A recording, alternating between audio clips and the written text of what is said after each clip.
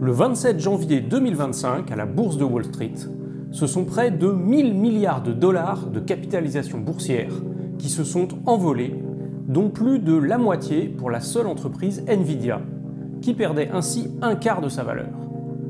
En cause, la publication par une entreprise chinoise quasi inconnue, DeepSeek, d'un nouveau modèle d'intelligence artificielle open source et capable de raisonnement avancé. Ce modèle, que vous pouvez essayer librement sur leur site internet, atteindrait des performances comparables à celles des meilleurs modèles du moment. Mais surtout, il aurait été entraîné par DeepSeek pour seulement quelques millions de dollars, infligeant ainsi un camouflet aux géants de la tech américaine et leurs milliards de dollars d'investissement. Mais qu'est-ce que ça veut dire exactement qu'entraîner un modèle d'IA? Et qu'est-ce qu'a bien pu faire DeepSeek pour arriver à faire ça de façon si efficace, avec des moyens assez limités? Pour le comprendre, aujourd'hui, on va étudier les étapes successives qui permettent de construire un chatbot comme ChatGPT ou DeepSeek. Et ça va nous permettre de mieux comprendre comment ces chatbots sont en quelque sorte élevés et éduqués, ce dont ils sont vraiment capables et comment on peut les utiliser au mieux. Pour ça, on va passer en revue les différentes méthodes de machine learning utilisées pour créer un modèle de langage, et on va voir que les chercheurs de la start-up chinoise DeepSeek ont tout de même réalisé un petit exploit scientifique et technique avec leurs innovations.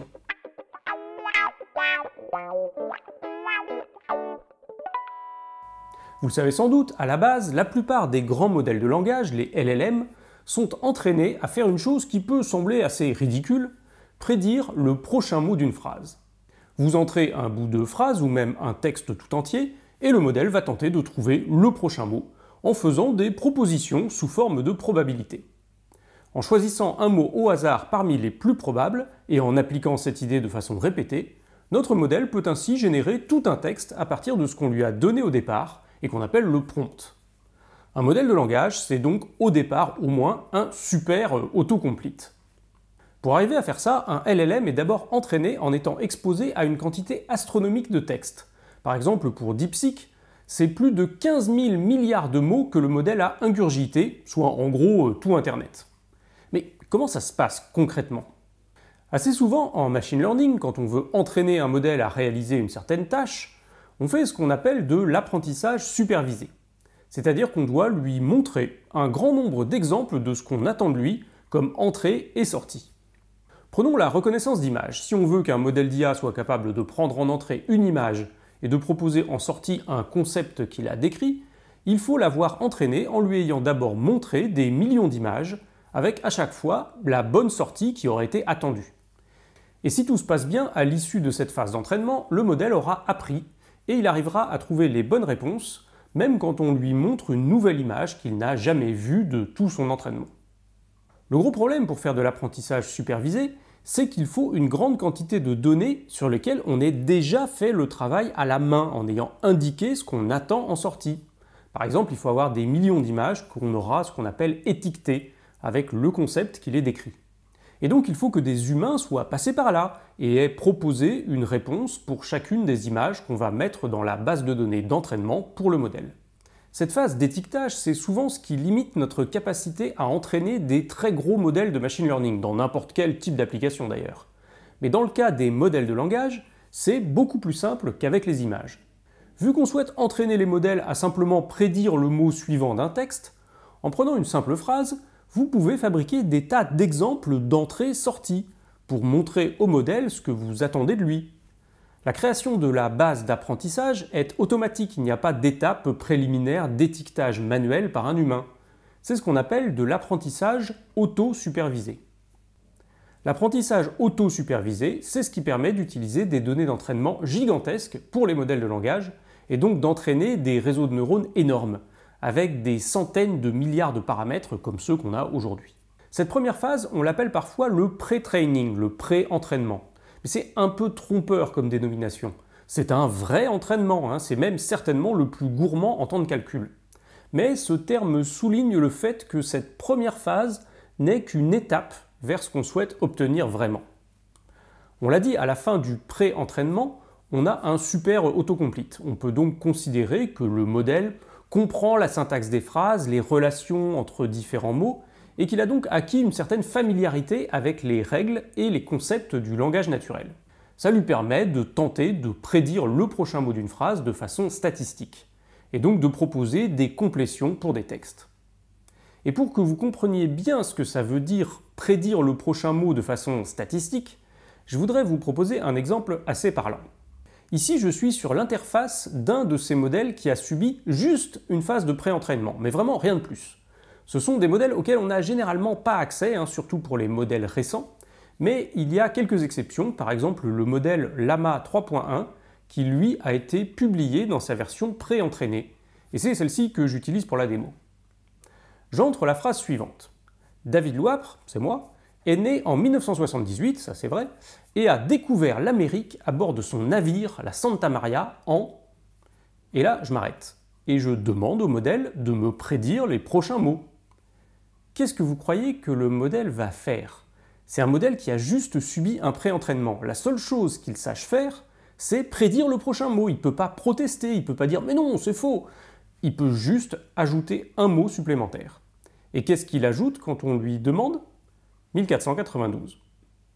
Pourquoi? Parce qu'il cherche la façon de compléter la phrase qui statistiquement colle le mieux.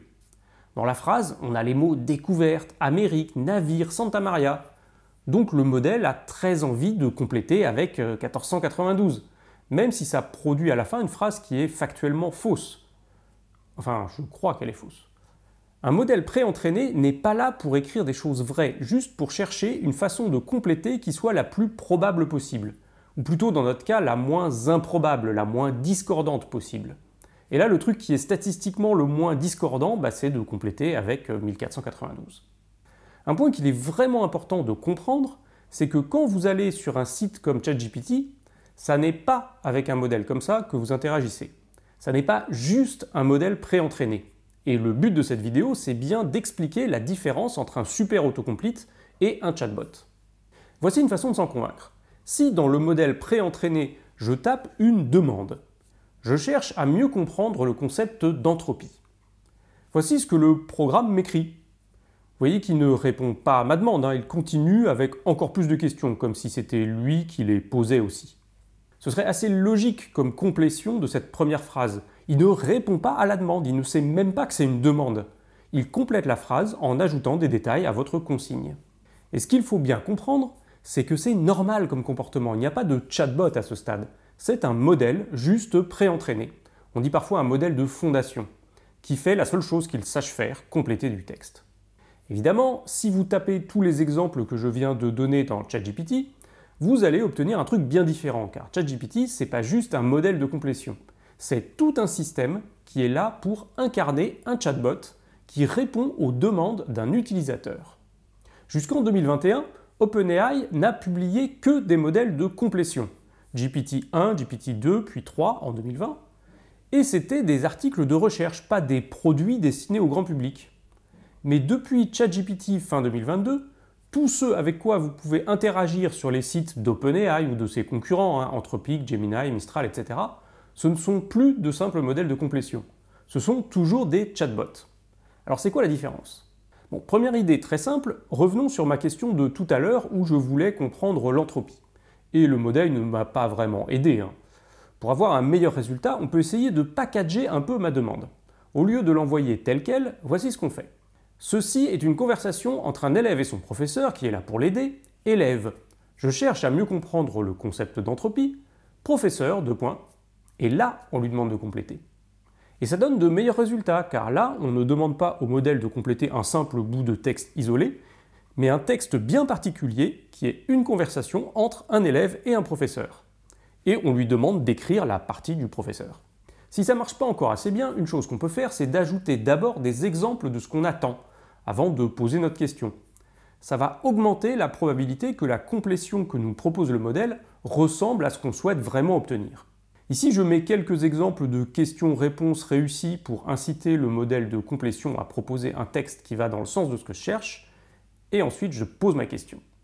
C'est une des capacités remarquables des grands modèles de langage. Ils sont capables de faire des complétions efficaces sur des tâches pour lesquelles ils n'ont pas été spécifiquement entraînés, pour peu qu'on leur donne juste quelques exemples de ce qu'on attend.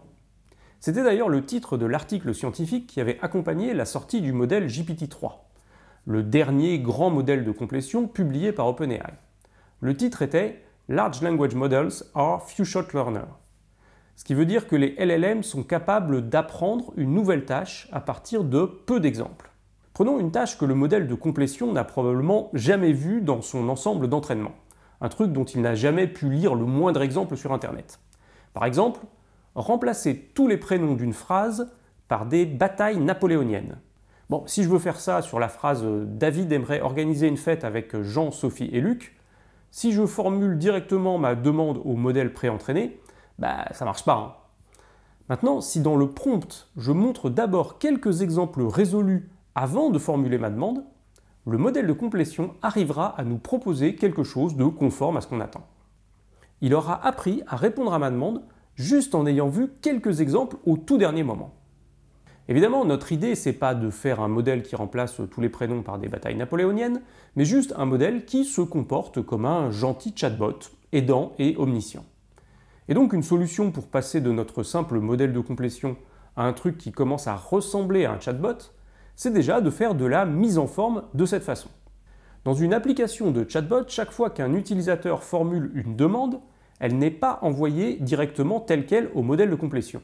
Elle est packagée sous forme d'une conversation à compléter entre un utilisateur et un assistant IA de type chatbot. En plus de ça, pour que le modèle comprenne bien ce qu'on attend de lui, on peut éventuellement commencer par montrer des exemples de conversations réussies entre un gentil chatbot et un utilisateur.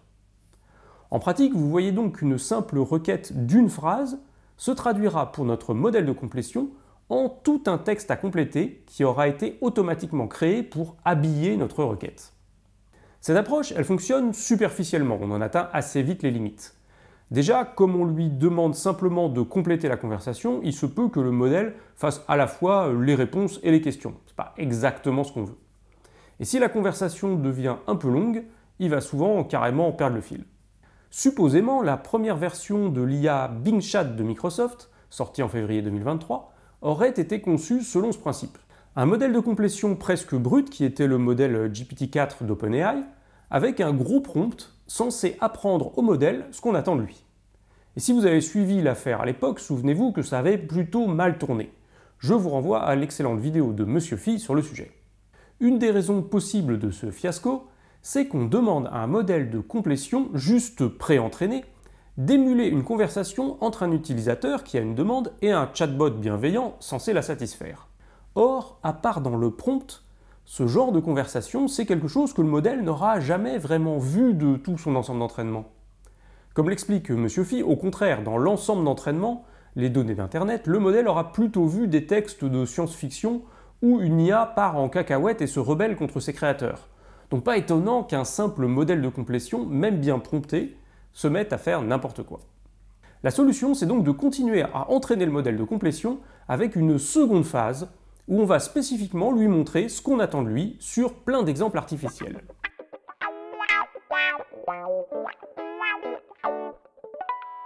Je vous l'ai dit, la première phase de l'entraînement, on appelle cela parfois le pré-training. On devrait plutôt parler d'entraînement non spécialisé ou généraliste. C'est un peu comme un élève qui va au collège et qui apprend les bases d'un peu toutes les matières. Mais il n'est pas là pour être formé spécifiquement pour exercer un métier ou un autre. Un modèle de complétion, c'est pareil. À l'issue du pré-entraînement, vous avez un modèle qui comprend le langage naturel, mais qui n'a pas été spécialisé sur une tâche particulière. Or, jouer le gentil chatbot qui est là pour aider un utilisateur, c'est une tâche particulière.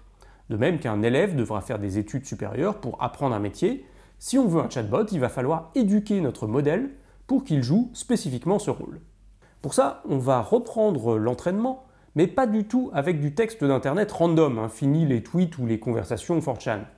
On va maintenant exposer notre modèle uniquement à des exemples qu'on aura soigneusement écrits ou sélectionnés à la main et qui montrent spécifiquement des conversations utiles entre un utilisateur et un chatbot assistant IA.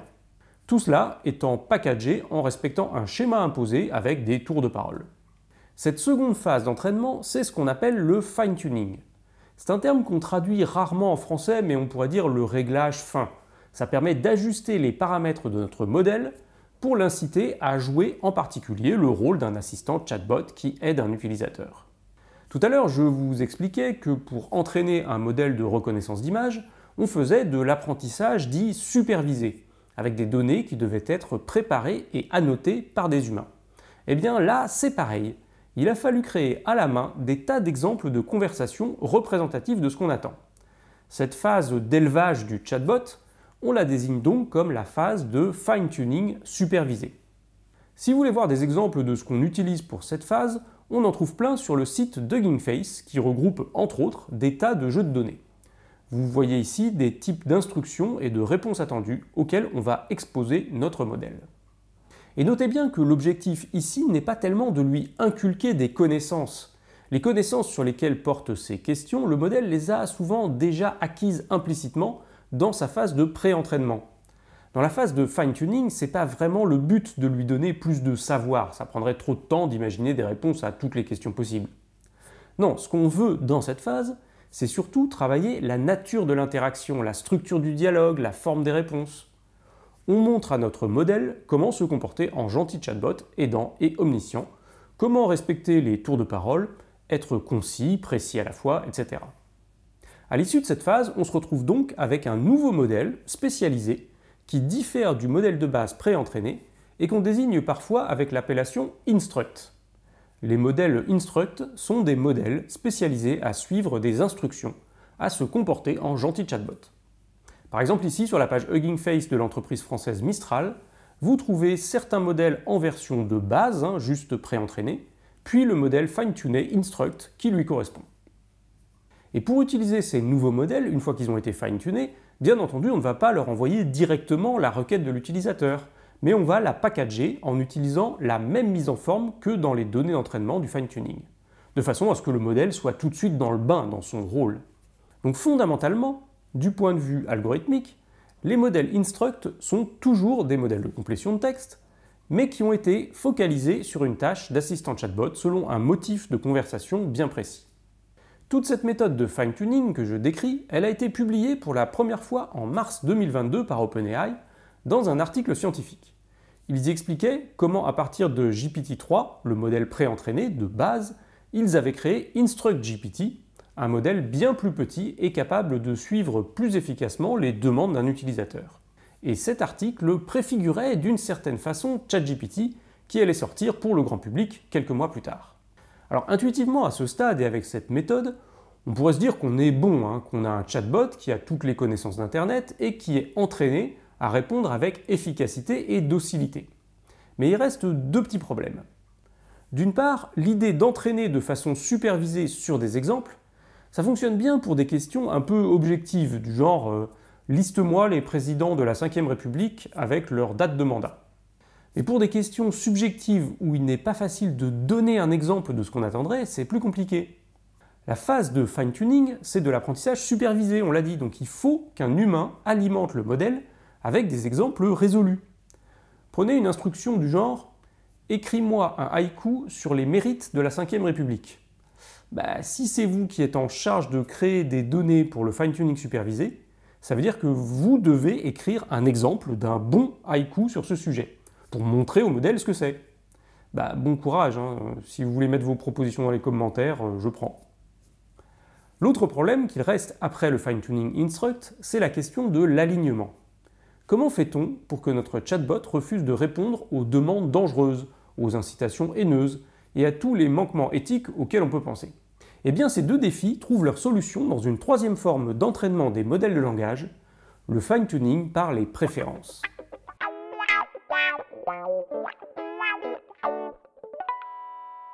On l'a dit, le fine-tuning supervisé permet d'orienter les modèles de langage dans une direction bien précise, celle de prendre part à des conversations entre un chatbot qui cherche à être utile et un utilisateur qui lui donne des instructions. Dans l'étape suivante, on va voir ce que notre chatbot produit comme réponse et on va lui faire des retours pour l'aider à s'améliorer. Si vous utilisez par exemple ChatGPT, vous avez peut-être déjà vu ces situations. Le site de temps en temps vous propose deux réponses et vous demande laquelle vous préférez. Ça n'est pas innocent, c'est pour lui permettre de progresser en faisant du fine-tuning par les préférences. Vous savez qu'il y a une part d'aléatoire dans ce que va générer le modèle, puisque chaque mot nouveau qui est ajouté lors de la génération est tiré au hasard parmi une liste de mots les plus probables.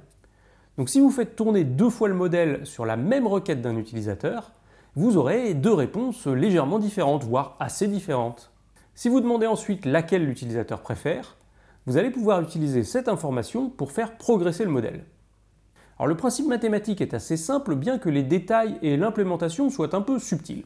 Il faut comprendre que quand on génère le prochain mot d'un texte, le modèle nous fournit une distribution de probabilités parmi tous les mots possibles qui iraient à cet endroit-là. Donc on peut regarder quelle est la probabilité du mot qui a été finalement sélectionné, et cela pour chacun des mots de la réponse. En multipliant toutes ces probabilités, vous obtenez la probabilité totale d'avoir eu cette réponse-là exactement. Ça va être généralement une quantité toute petite, mais c'est pas très grave. Si votre modèle a créé 2 réponses, vous pouvez calculer les probabilités associées à chacune de ces 2 réponses, et les comparer. Puisque votre utilisateur vous a ensuite indiqué la réponse qu'il préfère parmi les 2, idéalement vous voudriez que celle-ci ait une probabilité plus importante que la réponse qu'il aime le moins. En pratique, on calcule le ratio de ces 2 probabilités et on ajuste légèrement les paramètres du modèle dans une direction qui conduirait à son augmentation. Je vais prendre un exemple fictif très simplifié.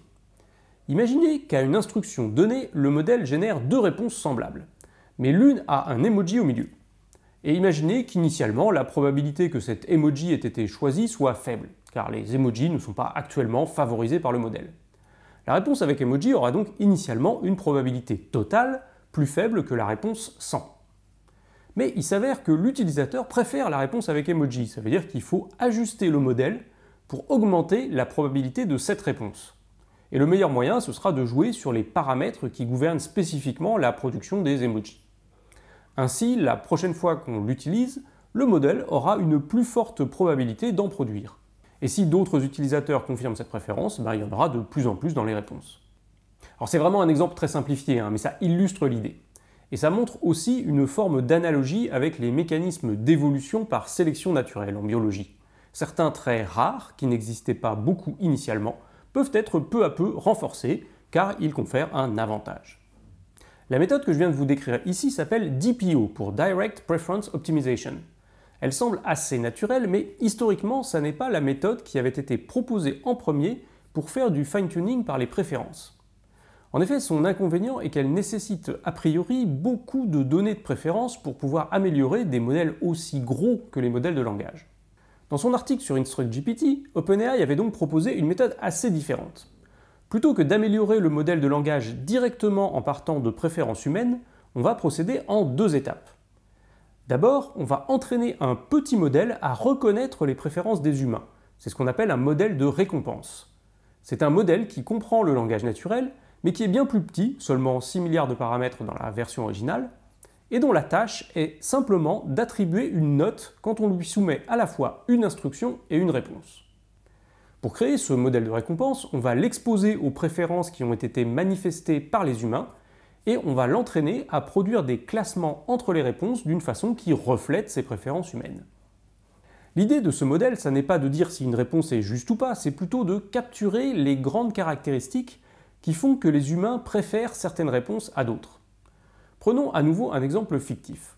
Si les humains ont tendance à chaque fois à préférer les réponses longues et pleines d'emojis, le modèle de récompense va apprendre à mettre des notes élevées aux réponses qui ont ces caractéristiques. Une fois cette première étape d'entraînement réussie, le modèle de récompense va être ensuite utilisé comme une sorte d'humain virtuel pour aider le grand modèle de langage à s'améliorer. Et ce, de façon automatisée. Le LLM produit des réponses, le modèle de récompense les note et les classe, et le LLM modifie ses paramètres pour aller dans le sens de ce que le modèle de récompense aime. Et on peut faire ça autant qu'on veut puisqu'il n'y a plus d'humain dans la boucle. Alors cette méthode fonctionne assez bien, mais elle a un inconvénient. Parfois, il y a des failles. Il se peut que l'optimisation du LLM arrive à trouver des façons bizarres d'obtenir des récompenses élevées, un peu comme des exploits dans un jeu vidéo, quand on est capable de détourner un bug à son profit. Et donc parfois, il peut y avoir des instabilités avec cette technique d'entraînement. Malgré tout, ces méthodes d'optimisation par les préférences ont joué un rôle essentiel dans le développement des chatbots tels qu'on les connaît aujourd'hui, surtout dans l'objectif de les rendre présentables au grand public. On ne s'en souvient plus forcément aujourd'hui, mais 2 semaines avant la déferlante ChatGPT, l'entreprise Meta avait en premier proposé un modèle de langage accessible publiquement, Galactica. Il était censé être utilisé pour aider les chercheurs, et quand aujourd'hui on lit le papier scientifique qui décrivait le modèle, on voit qu'il était plein de bonnes idées et précurseur sur un certain nombre de points. Malheureusement pour Meta, assez vite, des utilisateurs ont réussi à faire dire des horreurs à Galactica. Tout ça est bien sûr devenu viral sur Twitter et le modèle a été mis au placard après seulement 3 jours d'activité. La différence entre Galactica, qui n'était qu'un modèle de base destiné à faire de la recherche, et ChatGPT, qui a été lancé comme un vrai produit commercial, c'est notamment que ce dernier avait été bridé par le fine-tuning par les préférences. Ce qui lui a largement permis d'éviter les shitstorms que Galactica avait connus 2 semaines plus tôt. Le côté sombre de cette technique de fine-tuning par les préférences humaines, c'est qu'il a fallu justement à un moment donné que des humains nourrissent le modèle avec leurs préférences, ou plutôt avec des préférences inspirées des consignes assez précises que leur avait fourni OpenAI pour noter les modèles. Et pour être certain que le modèle ne produise pas de requêtes dangereuses, haineuses ou contraires à l'éthique, il a fallu lui demander d'en produire afin que des humains lisent ces contenus parfois horribles et puissent dire qu'ils n'aimaient pas ça. Et comme rapporté par le Time Magazine à l'époque, cette tâche peu ragoûtante avait été notamment délocalisée au Kenya pour 2 $ de l'heure. Heureusement, il semble que ceci soit essentiellement du passé, et ce pour 2 raisons. La première, c'est qu'on a maintenant des modèles suffisamment puissants et assez de données pour faire ça de façon automatisée. La seconde, c'est qu'une nouvelle méthode extrêmement puissante a fait son apparition, le fine-tuning par le raisonnement.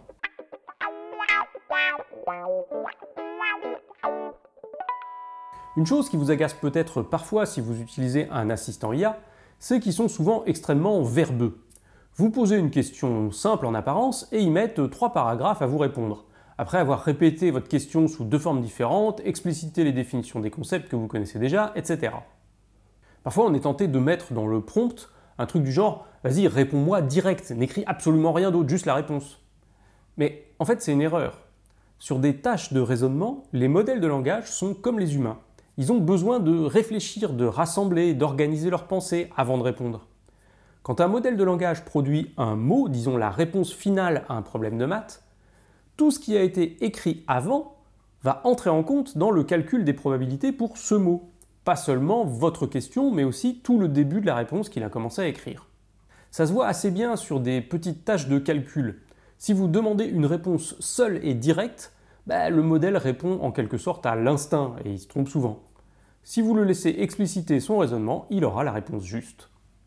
Plus le modèle aura pu écrire, décomposer le problème, et meilleure sera sa réponse. Une autre façon de le dire, c'est qu'écrire plus de mots est une façon pour le LLM de mobiliser plus de puissance de calcul, plutôt que de tenter de le faire en une seule fois. Comme nous finalement, hein. Mais la différence avec nous, c'est que les LLM ne peuvent pas calculer dans leur tête. La seule chose qu'ils sachent faire, c'est penser à haute voix. Ils ont besoin de verbaliser explicitement leur raisonnement. Assez rapidement, les utilisateurs des chatbots se sont rendus compte qu'il fallait accepter que les réponses fournies par les modèles de langage soient très longues et verbeuses, et que les résultats étaient même meilleurs quand on les y encourageait. Par exemple en mettant dans le prompt des consignes du genre « réfléchis étape par étape ».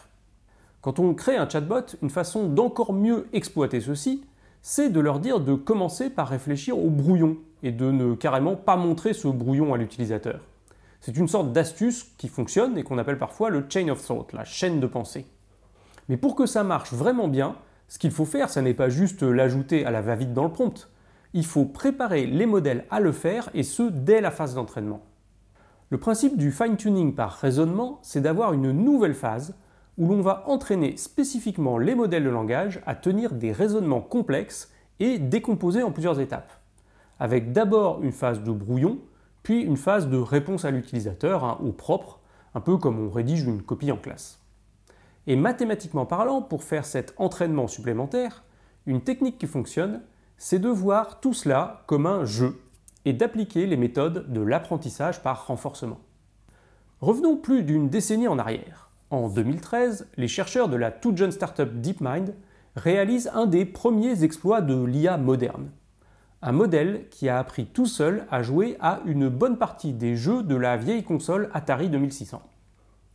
Pour cela, le modèle ne s'est pas entraîné sur des exemples de parties jouées par des humains, comme on le ferait avec de l'apprentissage supervisé, mais simplement par essai-erreur, en jouant encore et toujours. Et en voyant si ces tentatives marchent ou pas, le modèle comprend peu à peu les mouvements et les tactiques qui permettent d'arriver à la victoire. C'est ça qu'on appelle l'apprentissage par renforcement.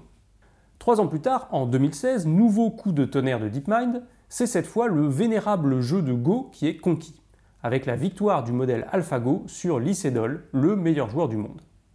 Cette fois, le modèle a été entraîné en 2 temps. Pour commencer, il a subi un apprentissage supervisé, où il a étudié 160 000 parties jouées par de très bons joueurs humains, et ensuite un apprentissage par renforcement, où il a perfectionné sa technique en jouant contre lui-même et en découvrant de nouvelles stratégies, lui permettant d'atteindre un niveau supérieur à celui du meilleur joueur du monde. Très bien, mais là vous allez me dire quel est le rapport entre le jeu de Go et les chatbots. Eh bien c'est parce qu'on peut faire un parallèle entre un jeu de stratégie et le fait de donner la réponse à une question complexe qui demande un long raisonnement. Quand on joue au Go ou à n'importe quel autre jeu, on doit faire des choix, déployer des tactiques, mais on ne saura qu'à la fin si tout cela aura été efficace, si les choix qu'on a faits étaient les bons. Pour un modèle de langage qui raisonne, c'est un peu pareil. Le modèle construit son raisonnement et sa réponse étape par étape, mot après mot. À chaque moment, il doit choisir quel mot ajouter à la séquence qu'il est en train d'écrire. Mais on ne saura potentiellement qu'à la fin si ce choix aura été fructueux. Et comme dans un jeu, il peut y avoir des moments décisifs, des décisions qui pèsent lourd sur la suite. Imaginez que vous posiez une question complexe à un chatbot, et que le début de sa réponse, ce soit les mots « Commençons par regarder le… » Et là, vous sentez bien que le mot suivant est déterminant. C'est lui qui va ensuite orienter tout le début de la réflexion. Donc le modèle a plutôt intérêt à bien le choisir. Vous voyez donc qu'il y a un vrai parallèle entre le raisonnement d'un modèle de langage et un jeu de stratégie. Il faut faire une séquence de choix. Ces choix doivent être cohérents entre eux et ensemble, ils dessinent une stratégie en vue d'un objectif final. Mais on ne saura qu'à la fin si la stratégie a été efficace. Prenez la recherche d'un raisonnement en maths, c'est complètement ça. Des chercheurs en IA ont donc eu l'idée d'appliquer les méthodes de l'apprentissage par renforcement, qui avaient été si efficaces avec le Go et d'autres, à la question de l'entraînement des LLM, en voyant chaque mot que le LLM produit comme un coup dans un jeu. Évidemment, la différence entre un jeu et un raisonnement, c'est que dans un jeu, on sait toujours sans ambiguïté à la fin si on a gagné ou pas. Il y a un jugement objectif et immédiat de notre performance. Juger objectivement des réponses fournies par un LLM, c'est pas évident. Sauf si on s'intéresse à des problèmes bien particuliers qu'on appelle vérifiables. Ce sont des problèmes où on a une réponse objective disponible, comme un problème de maths, ou le fait d'écrire un code qui produit un certain résultat. On peut donc vérifier de façon automatisée la réponse proposée par un LLM, et on peut ainsi dire au modèle s'il a été bon ou pas, et lui permettre de s'améliorer. Appliquer l'apprentissage par renforcement à ces problèmes vérifiables, c'est ce qu'on appelle RLVR, pour Reinforcement Learning with Verifiable Reward. Ce qui est fort ici, c'est que tout est automatisable. On n'a pas besoin d'humains qui vont devoir juger s'ils apprécient la réponse ou pas, ça fonctionne tout seul. Et c'est cette approche qui a été utilisée par l'entreprise chinoise DeepSeek pour créer leur fameux modèle de raisonnement si efficace. L'autre grosse innovation technique de DeepSeek, c'est qu'ils ont perfectionné la manière dont les modèles sont récompensés quand ils produisent une bonne réponse. Alors je ne rentre pas dans les détails, mais OpenAI utilisait une méthode appelée PPO, qu'ils avaient mise au point avant même de faire des modèles de langage. Mais cette méthode est assez lourde et demande l'entraînement conjoint d'un second modèle auxiliaire, presque aussi gros que le LLM. DeepSeek a, à la place, introduit une nouvelle technique qui semble très simple mais redoutablement efficace, appelée GRPO, Group Relative Policy Optimization. L'idée est de prendre le modèle, de lui poser une question, de générer plusieurs réponses, par exemple 8 réponses qui seront toutes potentiellement différentes, et de les évaluer automatiquement en les comparant à la réponse objective. On va ensuite regarder les réponses qui ont obtenu un score meilleur que la moyenne du groupe, et modifier les paramètres du modèle pour favoriser les mots ayant joué un rôle clé. Alors je prends un exemple très simplifié à nouveau. Imaginez que vous posiez une question de maths à un chatbot, et que sur 4 tentatives, il produise 4 réponses différentes. 2 qui commencent par « regardons le problème géométriquement » et 2 qui commencent par « regardons le problème par le calcul ». Imaginez que les deux premières aient à la fin trouvé la bonne réponse et les deux autres se soient plantées. La moyenne du groupe, c'est 1,5, et les deux ont fait mieux que la moyenne. Le modèle de langage va donc modifier ces paramètres en augmentant la probabilité du mot géométriquement dans ce genre de circonstances, et inversement pour les réponses qui ont échoué. Voilà le principe de l'apprentissage par renforcement avec une récompense vérifiable qui permet de se passer d'humains qui doivent juger si la réponse est conforme ou pas. Et ce qu'il y a d'incroyable, c'est que DeepSeek a d'abord regardé ce qui se passait si on appliquait uniquement cette méthode, directement après le pré-entraînement. Pas de fine-tuning supervisé, pas de préférence humaine, juste le RLVR. Et ils ont ainsi fabriqué le modèle dit DeepSeek R1.0, qui était déjà presque au niveau du modèle de raisonnement O1 d'OpenAI, le meilleur publiquement disponible à l'époque. Ensuite, ils ont utilisé certaines des réponses produites par ce modèle comme point de départ pour réentraîner un autre modèle avec cette fois l'ensemble des méthodes de fine-tuning. Alors leur pipeline est décrit dans le papier, c'est un peu compliqué, mais ils arrivent finalement au modèle R1, celui qui a provoqué tant de panique chez les entreprises américaines. Alors si vous n'avez pas testé ce modèle, je vous encourage vraiment à le faire, car il expose de façon totalement transparente son raisonnement, ce que ne font pas généralement les modèles de raisonnement. Dans le cas de DeepSeek, on voit ses approches, ses hésitations, la façon dont il essaye plusieurs pistes, cherche des confirmations, revient en arrière. C'est vraiment une démarche de raisonnement telle qu'elles peuvent exister chez les humains quand on fait des sciences. Dans l'article, les chercheurs ont même remarqué que le modèle était conscient de ses percées et de ses moments eureka dans le raisonnement. Alors bien sûr, une petite remarque sur le modèle DeepSeek, c'est un modèle créé en Chine et vous savez peut-être que si vous l'interrogez sur, par exemple, les événements de la place Tiananmen, il est censuré. Mais en fait, cette censure, c'est juste une surcouche sur leur site internet, c'est même pas le modèle lui-même a priori. Le modèle est open source, et si vous le faites tourner ailleurs, j'ai essayé, en fait on voit qu'il sait très bien de quoi on parle. Vous voyez donc que ce qu'a fait DeepSeek avec leur fine-tuning par le raisonnement est à la fois très efficace pour dresser le chatbot à donner des meilleures réponses et relativement économe. D'une part, on se base beaucoup sur des problèmes vérifiables et automatisés, et en plus la méthode GRPO semble beaucoup plus légère en calcul que la méthode PPO d'OpenAI. Alors, il faut tout de même prendre un peu de recul sur les coûts annoncés. Le chiffre qui circulait à l'époque pour les coûts d'entraînement était de seulement 5 millions de dollars. C'est probablement pas mal exagéré, mais il est plausible que le vrai chiffre soit quand même très en dessous des standards des grandes entreprises américaines. Dans toute cette histoire, il y a aussi un point que je trouve remarquable et qui, à mon avis, préfigure l'évolution future de ces modèles d'IA.